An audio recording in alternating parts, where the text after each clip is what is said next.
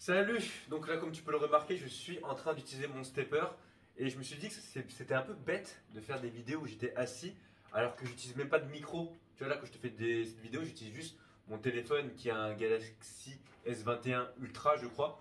Et je me suis dit que, en fait, je pouvais faire une pierre deux coups. C'est-à-dire que je peux faire une activité physique, en même temps actionner mon cerveau, parce que le fait d'être en mouvement, tu vois, ça me permet de mieux réfléchir, moi en tout cas. Et en plus, ça me permet aussi de faire une vidéo. Donc ça fait même une pierre trois coups. Donc là, comme tu peux le remarquer, j'ai pris beaucoup de notes. Et il y a plein de choses que je ne vais pas aborder. Parce qu'en fait, le fait d'écrire sur une feuille ce que je dois dire, ça me permet de réfléchir à ce que je dois dire dans la vidéo. Et je ne sais pas si je vais vraiment utiliser ma feuille. Mais tout d'abord, je vais décrire ma semaine, ce qui s'est passé. Donc je vais partir un petit peu, j'allais dire de mes expériences sportives, mais de ce qui s'est passé en termes de sport. J'ai couru 2 fois cette semaine, si je ne dis pas de bêtises. J'ai fait une course où en fait j'étais encore un peu blessé, ça veut dire que je me suis arrêté, j'ai couru, je me suis arrêté et à la fin j'ai fait un 800 mètres, donc j'en parle dans la semaine dernière, je crois que je parle pas mal de mon 800 mètres, donc je ne vais pas redétailler sur ça, sur le fait que ça me permet d'être plus vivant, de faire un effort intense, etc. Donc je ne vais pas parler de ça. Et sinon j'ai repris vraiment une séance de course à pied, vraiment quand je dis course à pied c'est vraiment un footing. Mine de rien, ça me fatigue d'utiliser le stepper. Donc c'est peut-être pour ça que je parle un peu plus, pas d'une manière relâchée, mais un peu plus stressé, on va dire. Donc je disais que j'ai recouru environ 7 km 77 d'affilée, parce que ça ne m'était plus arrivé depuis 1 mois et demi ou 2 mois de courir vraiment d'affilée. En fait, comme je l'ai dit, je m'étais blessé, après il y a eu une semaine de déload, et que justement, après mon marathon, j'étais blessé encore une fois. Et donc, tout simplement, je ne pouvais pas beaucoup courir. Et là, vraiment, ça fait du bien de recourir à une vitesse assez lente. Tu vois, j'étais environ à 6 minutes le kilomètre, ce qui fait environ 10 km/h. Mais en termes de sensation, c'était nickel. Franchement, j'avais pas de douleur. Et à la fin, j'ai même pu accélérer. J'étais vers du 5-20. J'étais vraiment content. J'étais vraiment content. Donc voilà. Et sinon, j'ai fait toujours mes séances de street workout. Par contre, j'ai vraiment du mal à respirer. Désolé pour la vidéo. Mais pour revenir sur le street workout, j'ai fait que des upper body si je dis pas de bêtises. Parce que normalement j'étais parti sur du full body. Donc full body, tu fais haut du corps, bas du corps et un peu tous les muscles. Voilà, de manière intelligente. Et en fait, vu qu'il y a mon parc de street, je sais pas. En fait, moi j'habite pas très loin de Paris. J'habite même pas très loin de Versailles. Bon, je vais pas dire ma ville.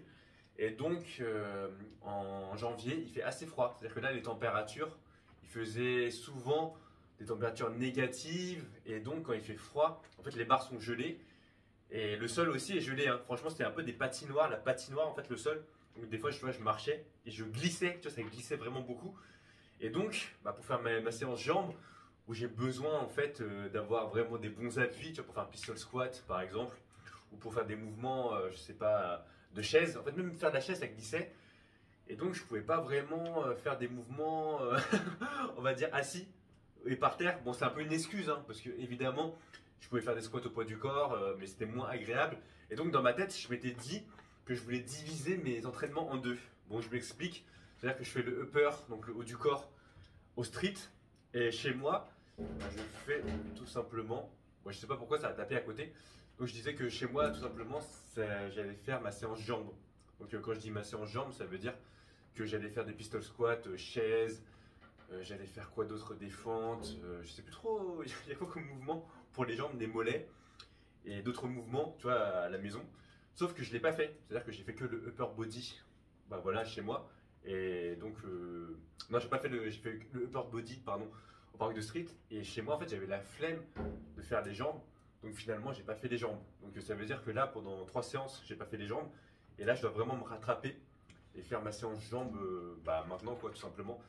En plus, j'ai regardé pas mal de vidéos sur internet. C'était intelligent, on va dire, de découper ses entraînements pour faire 2 entraînements. Après, quand je dis découper les entraînements, ça veut dire que vu que je fais le upper au parc de street, c'est environ 45 minutes, 1 heure. Tu vois, c'est-à-dire que je fais mon échauffement et après je fais ma séance 45 minutes, ce qui fait que je fais une séance d'1 heure. Et après, chez moi, je rajoute 20 minutes. Donc en fait, finalement, le fait de découper en deux, c'est la même chose en termes de durée. Tu vois, parce que finalement, la séance jambes que je fais au street, je le ferai la même chose chez moi finalement. Tu vois, les 20 minutes au street, je pouvais faire les 20 minutes chez moi. Sauf que je sais pas, en fait, c'est le fait de ne pas avoir l'habitude de m'entraîner les jambes chez moi, je le fais pas, tu vois. Donc ça, c'est pas bon. Et qu'est-ce que je voulais dire d'autre par rapport aux entraînements? Oui, sinon j'ai fait 3 séances upper, comme d'habitude. C'était un peu en endurance un peu longue et môme. Je variais un petit peu ça et je fais plus trop de pompes, encore une fois. Il faudrait que je refasse des pompes. Et je fais toujours pas mal de pike, traction, face pull aux élastiques, biceps curl, élastique et triceps extension, les élastiques aussi. Bon, je sais pas pourquoi à côté ça tape, mais c'est pas grave. Donc après, donc c'était ça par rapport à mes séances de sport. Donc j'ai fait 2 séances de footing, 3 séances de street. Donc voilà, ça fait 5 séances par semaine. Et après j'ai continué de marcher les autres jours. Donc, qu'est-ce que j'ai à dire d'autre? Alors, c'est vrai que là cette semaine, par rapport à ma vidéo YouTube, bon j'en parle encore parce que c'est toujours d'actualité, dans le sens où en fait là il y a encore les vues qui montent. Moi je sais pas vraiment de combien, mais là ça commence enfin à s'estomper, on va dire, par rapport à ma vidéo YouTube de 28 ans.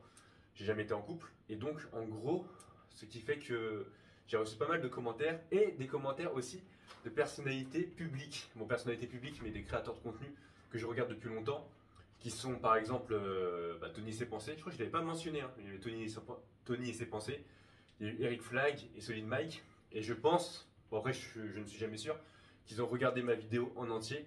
Parce que tu vois, la vidéo dont je te parle, donc, dont tu as peut-être vu, en fait, ça les a probablement touchés, tu vois, de voir à quel point tu vois, je parlais vraiment authentiquement, sincèrement. Et donc, ils m'ont envoyé un petit message, j'allais dire d'amour, mais un message de soutien pour me dire que voilà, tu vois, ils croyaient un petit peu en moi, c'est le début d'une nouvelle histoire et tout. Et ça m'a fait plaisir parce que tu vois, j'allais dire ces types-là, mais ces personnes que je suis, on va dire, je sais pas pourquoi ça tape à côté, mais c'est pas grave. Donc, je disais que ces personnes que je suis depuis pas mal de temps, tu vois, Eric Flag, je le suis quasiment depuis ses débuts. Parce que tu vois, moi j'ai commencé le street workout il y a 6 ans. Il y a plus de 6 ans maintenant. Et lui, je crois, à ce moment-là, ça tape à côté. Hein. Donc à ce moment-là, justement, il avait commencé sur YouTube. Je crois que ça faisait 6 mois qu'il avait commencé sur YouTube. Et il proposait déjà du contenu de qualité. Et donc après, je l'ai suivi à travers un peu toutes ses vidéos. Bon, peut-être pas toutes ses vidéos, mais beaucoup de ses vidéos. Et ses podcasts, je les ai quasiment tous écoutés. Donc franchement, ça me fait plaisir de savoir.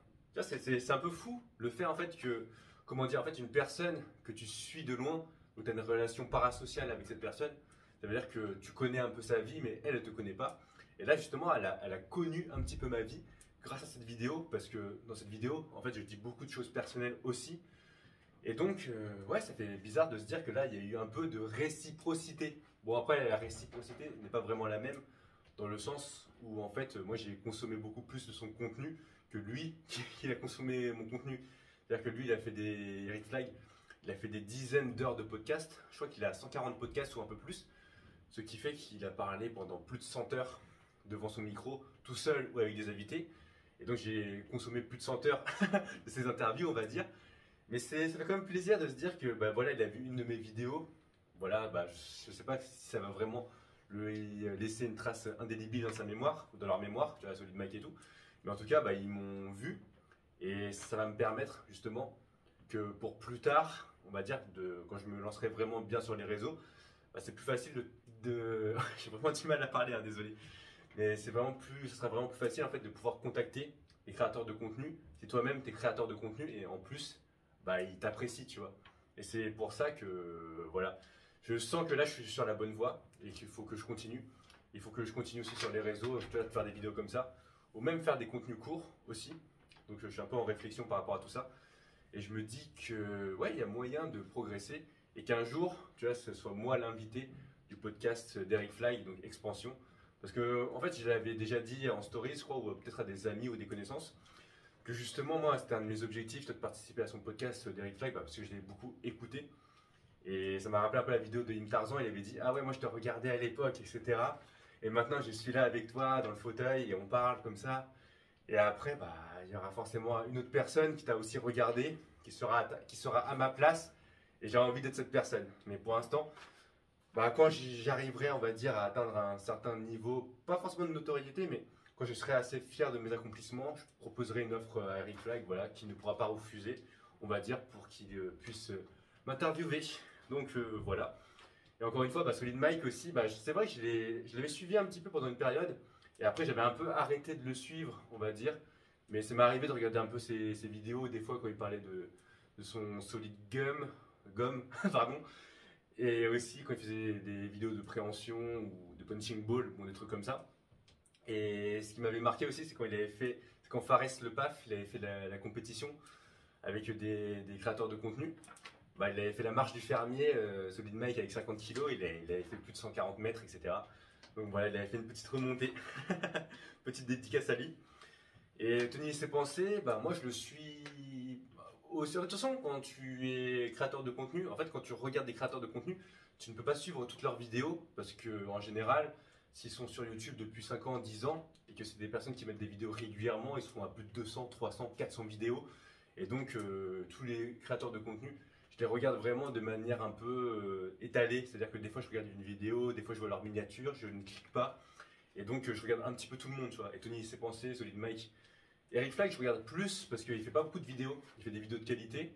Et donc, il fait pas beaucoup de vidéos. Je crois que par exemple, dans une année, il a 5-6 vidéos maintenant. Bah, je sais pas, mais c'est plus ou moins ça. Et Tony et ses pensées, bah, il fait des vidéos un peu comme. Il faisait des vidéos comme ça, où il parlait et exprimait son opinion sur des sujets. Et donc, c'est vrai que c'est plus facile, c'est pas facile, on va dire, de suivre toutes ces vidéos s'il en a fait 300, quoi. Donc, franchement, je suis content, tu vois, qu'il m'ait envoyé des messages, ces personnes-là, parce que, bah, voilà, comme je l'ai dit, je les suis depuis longtemps. Et merci beaucoup à eux, et ils continuent de m'inspirer toujours. Et j'espère que moi aussi, bah, voilà, tu vois, à travers cette vidéo. Après, c'est pas en parlant que je pense que je vais t'inspirer, mais tu vois, comme je le dis souvent, je suis pas forcément la personne la plus à l'aise à l'oral.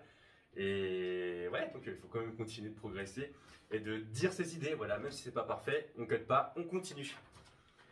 Donc après, sinon, oui, par rapport à. Oui, c'est vrai que sur Instagram, j'ai découvert une option qui s'appelle invitation. En gros, c'est des personnes que tu ne connais pas, je crois, ils t'envoient des messages. Et c'est un peu comme les spams dans les adresses mail. En gros, c'est pas dans ta boîte principale. Et c'est vrai qu'il y a des gens qui m'ont envoyé des messages. Il y avait environ 50 personnes qui m'ont envoyé des messages, même plus. En fait, tu vois, c'était par rapport à ma vidéo, à mon TikTok, qui a fait plus d'1 million de vues. Voilà, 28 ans sans copine. Et en gros, bah, il y a plein de gens après qui m'ont envoyé des messages. Bon, ils m'ont demandé si j'étais mort, accessoirement. Mais je suis en vie. C'est vrai que les gens, c'est un peu marrant parce que, tu vois, s'il y a des commentaires qui disent ouais, il est mort, il y a plein de gens qui vont croire que je suis mort. C'est fou. Alors que non, tu vois, je suis en vie. Et moi, tu vois, j'ai répondu aux commentaires, pas aux commentaires, mais j'ai répondu aux gens qui m'ont envoyé un message. Les gens disent que t'es mort. Je leur ai dit, bah laisse-les parler. De toute façon, ils savent rien. Ils savent rien, tu vois. Et c'est vrai qu'il faut être solide, hein, si tu veux être sur les réseaux sociaux. Tu auras forcément des critiques, tu vois, des mecs un peu loufoques. Mais après, il faut pas le prendre mal, tu vois. Mais voilà, tu vois. Et donc, j'ai répondu à toutes ces personnes, justement, sur mon Instagram. Et ça m'a pris pas mal de temps parce que, comme j'ai dit, j'ai reçu pas mal de messages gentils, des encouragements. Ouais, tu m'as touché, etc. Merci, mon ami. Merci, frérot. Bon, je sais pas vraiment je me rappelle plus de tous les messages, mais vraiment beaucoup de messages de soutien, encore une fois. Je sais que je me répète beaucoup dans les vidéos, je dis toujours ça. Mais voilà, ça fait toujours plaisir. Bon, en tout cas, moi, ça me fait plaisir. Évidemment, tu vois, les gens, ils ont pris le temps de m'écrire. Et voilà, c'est pas tout le monde qui fait ça, hein, en tout cas. Et donc, ouais, je leur ai répondu. Et justement, bah, il y a eu Tony et ses pensées. Il m'a envoyé un petit message pour qu'on fasse une vidéo ensemble. Parce qu'en fait, dans les commentaires YouTube, bah, je lui avais répondu. J'ai dit, ouais, si tu veux, moi je suis chaud pour parler de n'importe quel sujet. Et donc là, je vais peut-être faire une vidéo avec lui. Bon, pas cette semaine, pas la semaine qui vient, je veux dire, mais dans un futur proche. Et c'est cool parce que finalement, tu vois, les gens que je regardais en vidéo, bah, finalement, là, je vais peut-être apparaître dans les vidéos. Et en plus, bah, vu que maintenant j'ai un peu des abonnés sur YouTube, bon, après sur TikTok et Instagram, pas vraiment, on va dire, bah, là, je peux proposer aux personnes peut-être de faire j'allais dire des feats avec eux, mais justement, bah, de dire à des podcasts que j'écoute, bah, là, j'aimerais bien parler de ce sujet, est-ce que ça t'intéresse? Voilà, je te montre cette vidéo. Est-ce que, voilà, on peut parler? C'est vrai que là, j'écoute un podcast, c'est Better Call Lyoto. Il interviewe des gens, tu vois, par rapport aux relations de couple. Et moi, j'aimerais bien participer un jour à ce podcast. Après, je sais que lui, il fait des zooms. Et il faut juste une caméra. Et je crois que j'ai une caméra chez moi. Bon, elle n'est pas de très bonne qualité, mais ça devrait suffire. Et donc, tout simplement, bah, j'ai juste à lui envoyer un message, j'ai juste à lui montrer ma vidéo, etc. Et après, peut-être ça peut l'intéresser. Et donc, il pourra approfondir sur ce sujet. Et ça pourra faire un podcast. En fait, moi, j'aime bien, en fait, ce que j'aime bien avec les podcasteurs, les gens qui font un podcast et qui animent un podcast, c'est qu'ils ont l'expérience. C'est-à-dire que à force de le faire, si tu fais pendant 1 an, 2 ans, 3 ans, 4 ans, après tu t'améliores justement pour poser des questions et vraiment t'intéresser à l'autre personne. Tu vois, c'est-à-dire que si tu fais un podcast pendant des années, à un moment donné, tu progresses dans le domaine, tu vois. À part vraiment, c'était un mec bizarre, pas vraiment bizarre, mais c'est pas possible de pas progresser dans un domaine quand tu le fais régulièrement. Et donc, c'est pour ça que moi, je préfère me faire interviewer, tu vois, par des inconnus. Mais justement, bah, ces personnes savent comment agencer le podcast, savent poser les bonnes questions. Et Tony Ses Pensées, le mec de Better Call Lyoto, je ne sais plus comment il s'appelle, bah, eux, ça m'intéresserait de participer dans ce podcast, tu vois. Même s'il n'est pas très vu, mais en tout cas, bah, juste rencontrer ce mec, aussi, bah, son expérience, son ressenti. En fait, même si ça t'apporte pas forcément des choses, on va dire, du point de vue des vues, moi je m'en fous un peu des vues en fait. C'est juste du point de vue humain, c'est-à-dire que tu rencontres une autre personne et ça c'est trop cool. Tu vois, c'est-à-dire que tu rencontres une autre personne que tu n'aurais jamais pu rencontrer si tu n'étais pas sur les réseaux. Et c'est pour ça que ouais, tu vois, moi j'ai envie de me lancer plus sur les réseaux parce que ça te permet après d'enrichir plus facilement, on va dire, tes contacts. C'est-à-dire que là tu peux contacter les gens, tu leur dis ouais, j'ai une chaîne YouTube, etc. J'ai fait des vidéos et les gens ils peuvent regarder ton contenu et se dire ah ouais, en fait, ce mec, bah voilà, en fait, peuvent avoir une idée de toi. Alors que c'est vrai que si tu n'as pas de réseau, bah, tu te dis, ouais, bah, en fait, comment tu te présentes? Tu te présentes, ouais, je suis en master, ouais, j'ai travaillé dans ce domaine. Alors que là, s'ils te voient en vidéo, ils ont directement une appréciation de toi. Ils se disent, bon, bah, ce mec, il a l'air cool ou pas, tu vois. Et ils peuvent voir aussi les dates des vidéos sur YouTube. C'est-à-dire qu'ils peuvent regarder ta première vidéo, elle date de quand, comment tu parlais, ils peuvent voir ton amélioration, etc. Et voir ta dernière vidéo. Donc, franchement, c'est tout bénef. Hein. Moi, je vous conseille tous, pas tous, mais aux personnes qui voudraient être sur les réseaux, bah, de continuer à faire des vidéos comme je l'ai fait, tu vois. Même quand tu parles, tu peux parler de tout. Même des choses, tu vois, qui sont un peu tabous comme je l'ai fait. Et après, tu sais jamais, ça, tu vois, ça peut marcher. Et donc, voilà. Est-ce que j'ai d'autres choses à dire? Réponse Instagram, j'ai déjà dit. Après, pour les commentaires YouTube, c'est vrai que j'en ai eu pas mal. Donc, j'ai toujours continué aussi de répondre un petit peu aux commentaires. Mais encore une fois, ça prend du temps. Donc, je comprends pourquoi les youtubeurs ou les créateurs de contenu qui ont beaucoup plus de commentaires que moi bah, répondent pas, parce qu'à un moment donné, tu ne peux pas répondre à tout le monde. Par contre, je continue toujours de lire les commentaires. C'est-à-dire que là, si je reçois des commentaires, j'ai les notifications et je lis évidemment les commentaires. Et ça, d'ailleurs, c'est devenu un peu un mauvais réflexe. C'est-à-dire que quand je me réveille le matin, ça m'arrive de regarder un petit peu bah, si j'ai reçu des nouveaux commentaires ou de voir un petit peu bah, si j'ai augmenté en abonnés ou en vues sur ma vidéo 28 ans sans jamais avoir été en couple. Et c'est vrai que c'est pas bon, tu vois, il faut un peu être déconnecté de ça. Mais je pense que c'est un peu l'être humain, tu vois, il veut avoir ses statistiques, on va dire, voir s'il a progressé. C'est vraiment pas bon. Donc voilà par rapport à ça. Est-ce que je parle de choses un peu moins personnelles et un peu plus tranquilles, on va dire? C'est vrai que là, cette semaine, j'ai fait un vocal de 1h06 à un ami. Et je sais plus vraiment de quoi je parlais parce que 1h06 c'est assez ouf. C'est-à-dire que là, tu vois, j'étais sur mon stepper, je crois. Ouais, j'étais sur mon stepper. Et vraiment, pendant 1h06, bah, je t'ai mis mon setup que tu ne vois pas actuellement, mais en gros, j'ai un trépied. Et après, j'ai parlé pendant 1h06, j'avais pris des notes. Et c'est fou, tu vois. C'est-à-dire que vraiment, le fait aussi de faire des vocaux à des personnes ou d'écouter des podcasts et d'écrire beaucoup, ça te permet vraiment d'élargir, on va dire, tes réflexions. Et c'est comme ça que maintenant, tu vois, je suis capable de faire des vidéos où je peux te parler pendant 20 minutes, une demi-heure, 1 heure tout seul. Mais bon, après, j'essaie d'éviter 1 heure vu que c'est un peu long.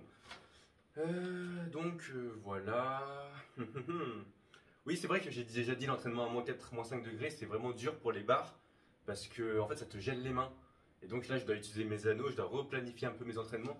C'est vrai que normalement, si tu dois faire une planification vraiment précise, ça veut dire que, par exemple, si tu fais de la force pour le street workout, c'est-à-dire que tu connais ton max traction 1 RM, donc une répétition maximale, par exemple c'était 50 kg. Après à partir de là tu fais des statistiques, 85% de 50 kg c'est quoi, etc. Donc tu es peut-être à 35 kg, 5 reps à 35 kg.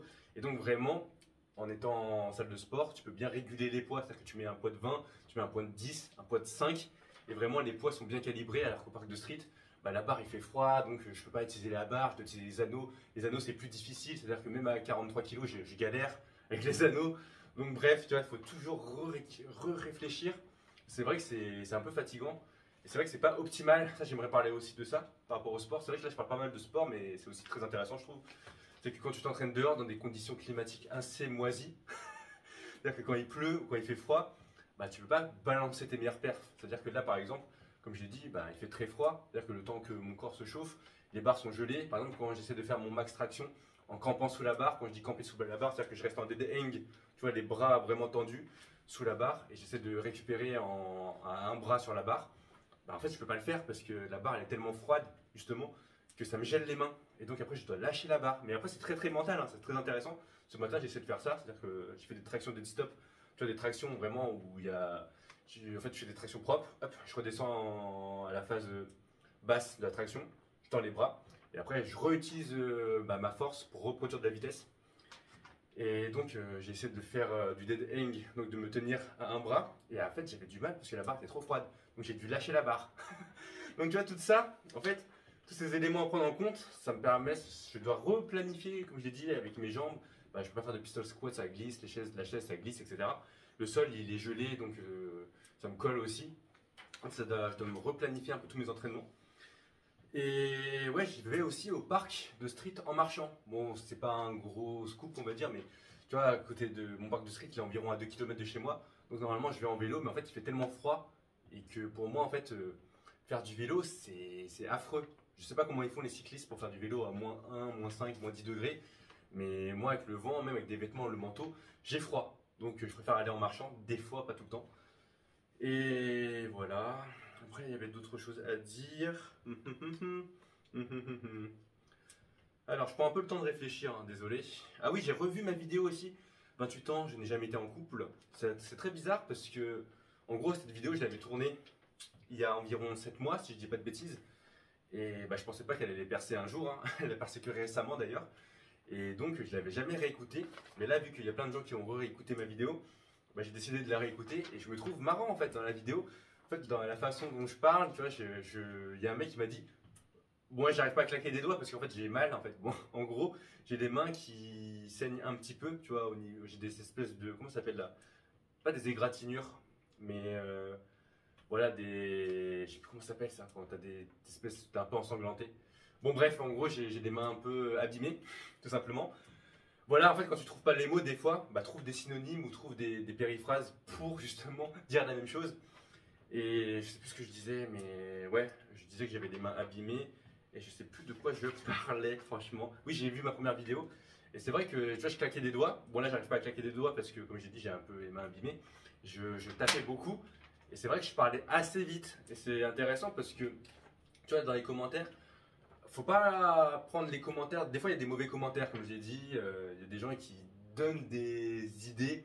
Ils disent, ouais, pourquoi tu fais ça, etc. Et ça argumente rien du tout.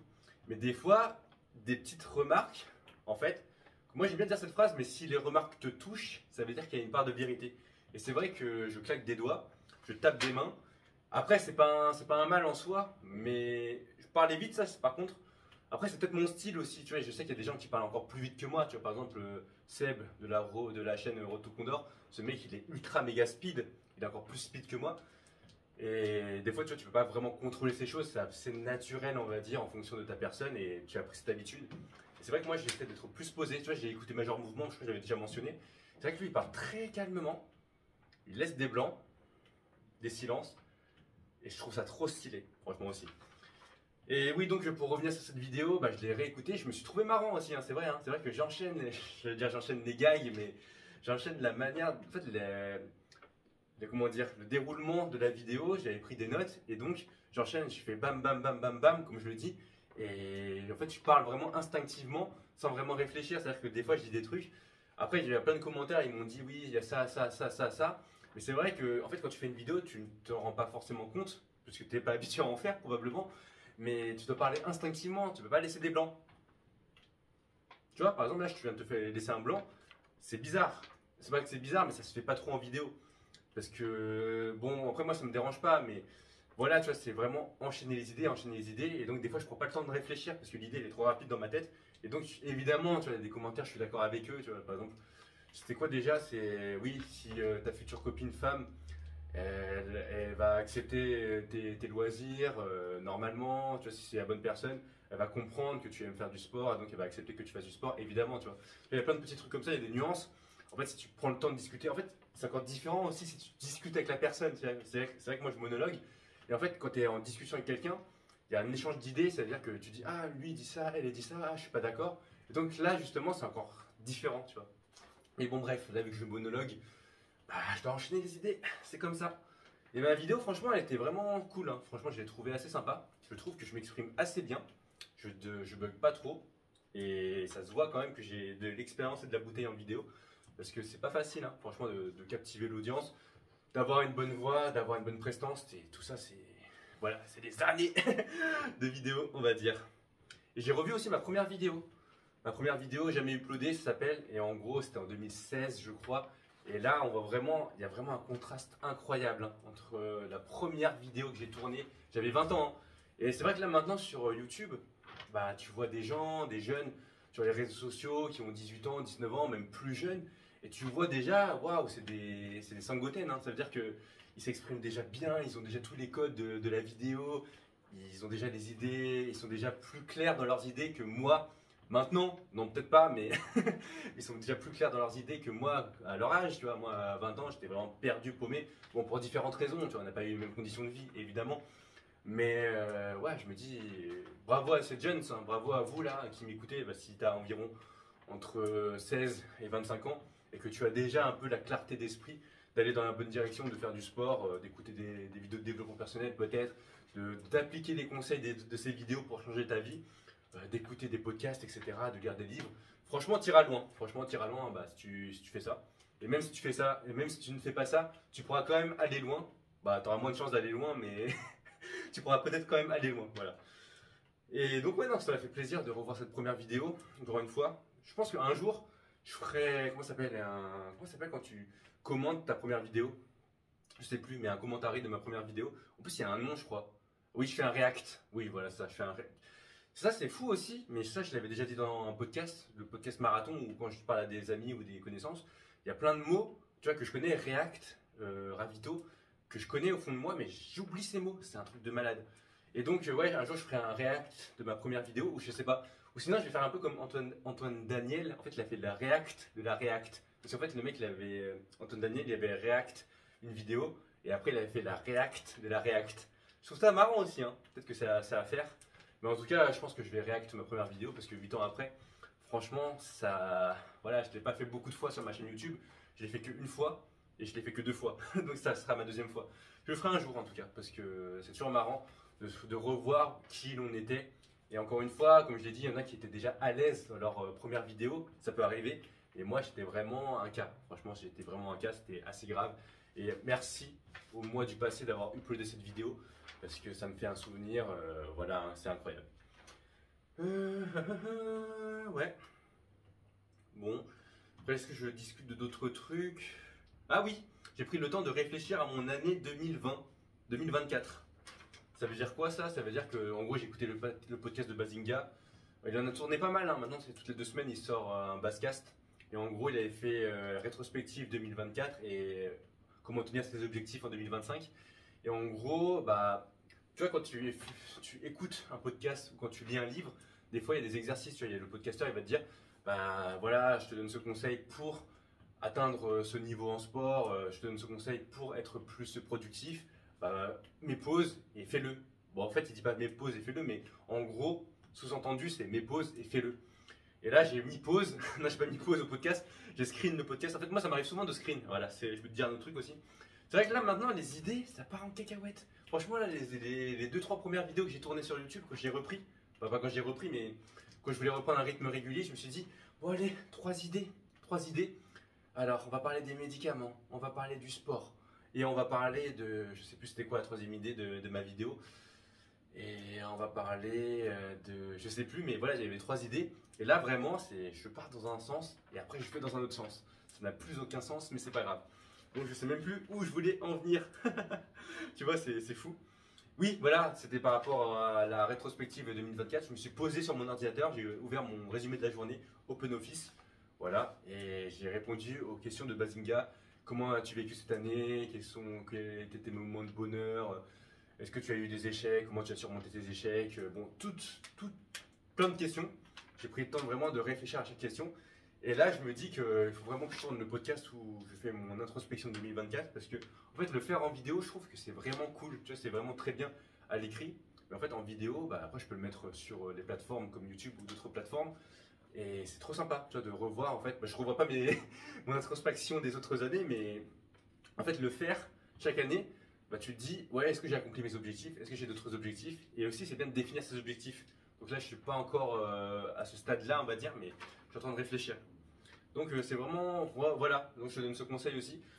Nous sommes encore Bon, je sais pas quand je vais uploader cette vidéo, mais normalement je devrais l'uploader en janvier. Bon, si c'est pas en janvier, ce sera en février, c'est pas grave. Mais prends le temps, en tout cas, de réfléchir à l'année 2024, ce que tu as fait de bien, ce que tu as fait de mal. Et tout simplement, bah voilà, après écris sur une feuille.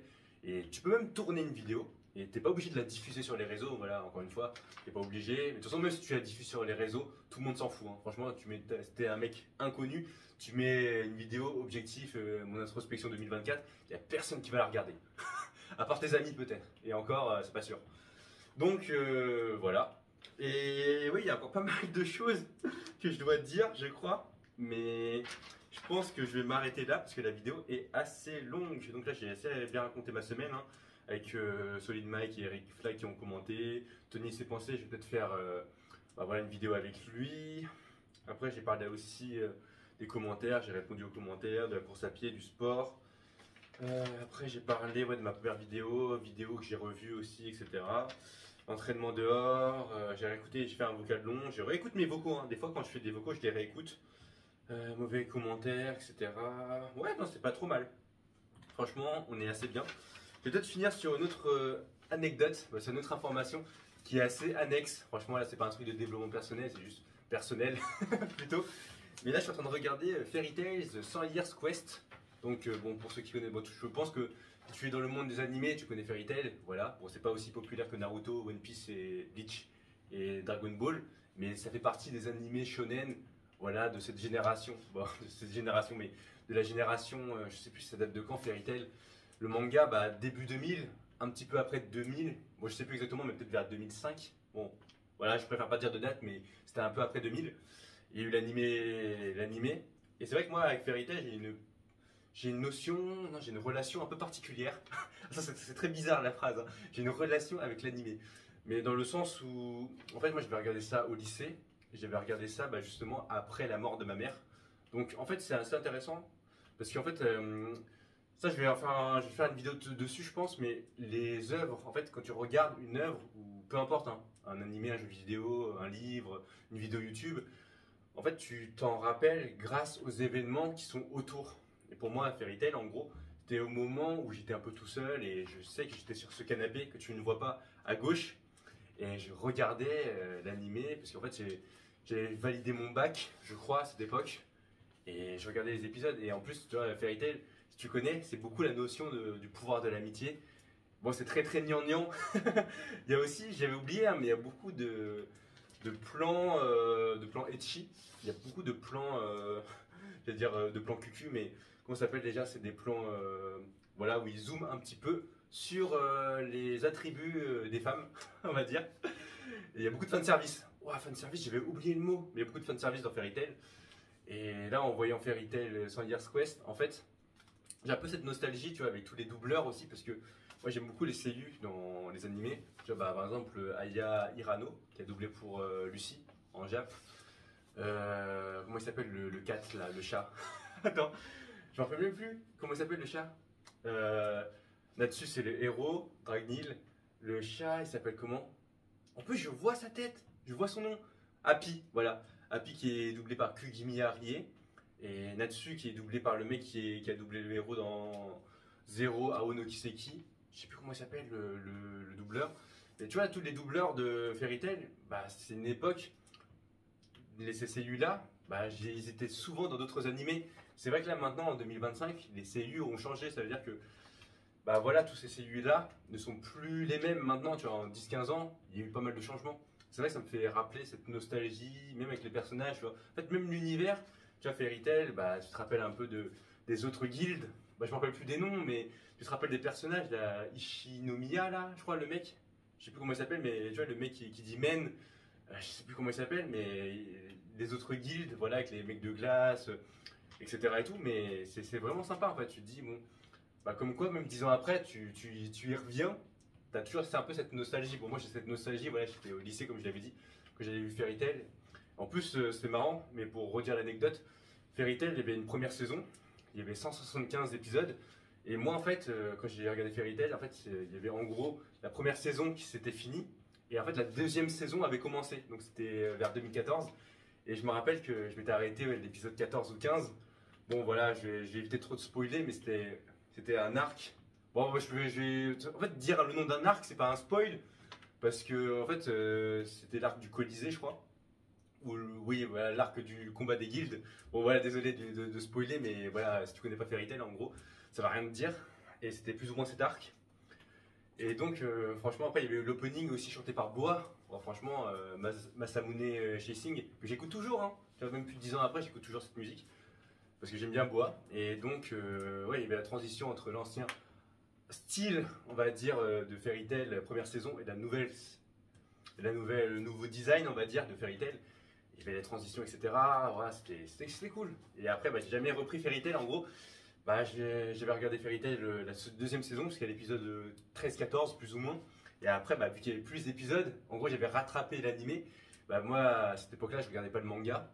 Et donc, finalement, bah, je me suis arrêté net ici à Fairy Tail et j'ai jamais connu la fin. C'est-à-dire que tout ce qui se passe après avec les personnages et tout, les histoires, je sais pas du tout ce qui se passe.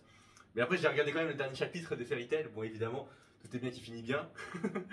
Mais voilà, tu vois, donc on va dire mon histoire par rapport à Fairy Tail, voilà, tu vois, je te le rajoute cette petite information dans la vidéo et revoir ça, bah voilà, comme j'ai dit, plus de 10 ans après, bah, il y a une nostalgie.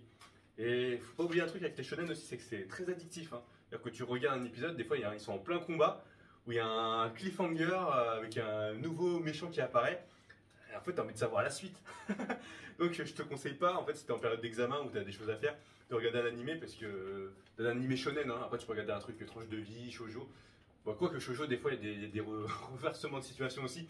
Mais essaie de pas regarder des trucs trop addictifs. Donc, voilà le petit conseil de fin.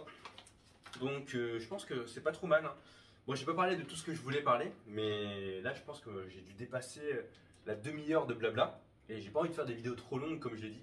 Le principal, en fait, quand tu es sur YouTube, c'est la régularité. C'est pas de faire une vidéo de 2 heures et après tu reviens plus jamais. C'est de garder des choses un petit peu sous le pied, on va dire, pour pouvoir revenir très prochainement. Donc, bah, j'espère que tu as apprécié cette vidéo. N'hésite pas à liker, t'abonner et à partager. Je devrais te dire ça en début de vidéo aussi. Et comme d'habitude, maintenant, j'ai les mots de la fin. C'est esprit shonen, poulet fermier et sois acteur de ta vie. Allez, salut!